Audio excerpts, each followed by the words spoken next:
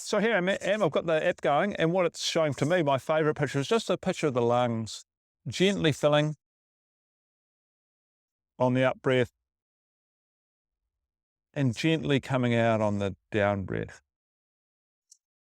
It's a much lower breathing rate than what you'd normally get. If you probably just measured your breathing when you're mouth breathing and just out and about during the day, you'll probably be at 12, 14, or even 20 breaths a minute.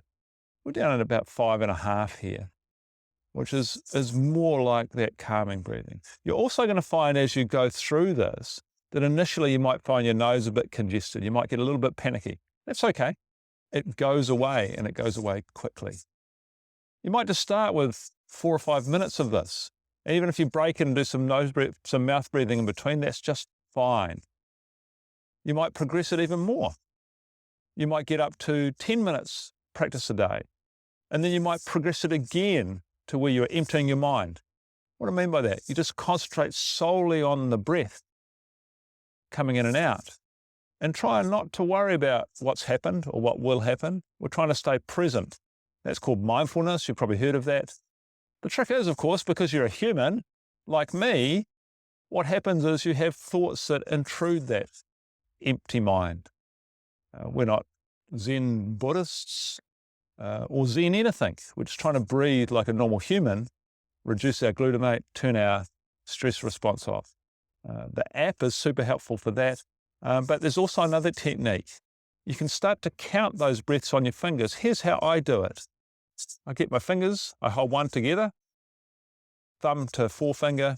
I breathe in through my nose.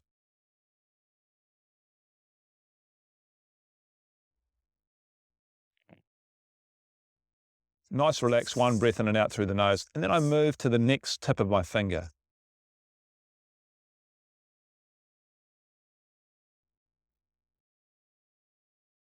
And then on the third breath, I enter the third one.